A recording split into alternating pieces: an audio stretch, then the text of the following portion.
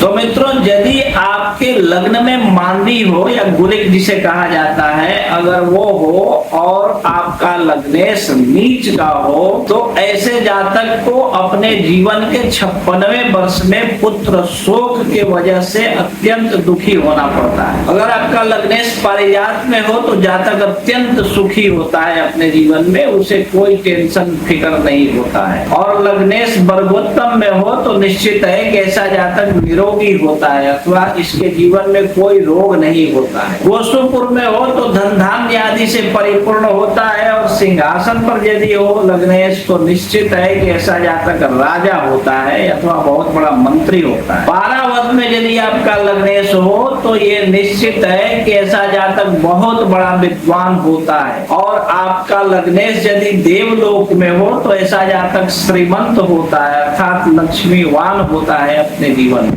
और लग्नेश ऐरावत में यदि हो तो ऐसा जातक बहुत ही धनवान और परम विख्यात होता है अपने जीवन एवं राजमान्य भी होता है ऐसा जातक। तो मित्रों, इस बात को भी बहुत गंभीरता से देखिए कि आपकी जन्म कुंडली का लग्नेश जो है, जहां पर भी आपकी कुंडली में बैठा हो वहां का स्वामी अगर सूर्य के सन्निकट होने की वजह से अस्त हो चुका हो या अस्त हो तो निश्चित है कि ये जातक जहां पैदा होता है वहीं इसका जीवन व्यतीत हो जाता है। अथवा कोई बलवान ग्रह के साथ में हो या फिर बलवान ग्रह हो तो निश्चित है कि वहां से शहर में जाता है और अच्छी खासी सुखी जिंदगी व्यतीत करता है ऐसा व्यक्ति। और अगर आपकी कुंडली में लग्नेश और 12वें घर का स्वामी व्ययेश, ये दोनों अगर अपने लग्न से किसी केंद्र या त्रिकोण में बैठे हो, अपने मित्र के घर में हो या उच्च राशियों में हो तो निश्चित है कि ऐसे जातक के जीवन में मनोवांछित जगह की प्राप्ति होती है, जो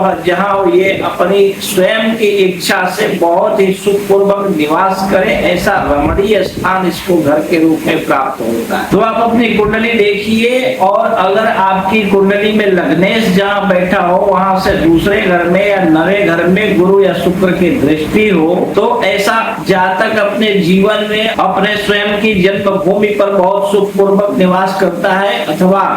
अगर और भी किसी अच्छे ग्रह की सन्निधि में हो तो ये जातक दिव्य स्थान अर्थात तीर्थ क्षेत्रों में बहुत ही सुख पूर्वक आनंद पूर्वक अपना जीवन व्यतीत करता है। तो आपकी कुंडली का लग्नेश अगर किसी स्थिर राशि में बैठा हो और आपका लग्न में भी स्थिर राशि बैठी हुई हो और स्थिर ग्रहों से भी युक्त हो तो ये निश्चित है कि ऐसा जातक जहां जन्म लेता है वहीं पर उसका भाग्योदय होता है और अपूर्णीय धन धान्य संपदा से युक्त होकर के अपने जन्म स्थान पर ही निवास बनाकर सुखपूर्वक निवास करता है। और यदि लग्नेश नीचगत हो, अस्तंगत हो या पापी ग्रहों से युक्त हो और यदि लग्नेश हीन बल हो अर्थात बल से हीन हो या फिर नीच का हो या फिर अस्तंगत हो, अस्त हो तो ऐसा जातक मूढ़ मूर्ख होता है, इसकी बुद्धि बहुत ज्यादा नहीं चलती है। और यदि आपकी जन्म कुंडली में लग्नेश जिस ग्रह के नवांशक में स्थित हो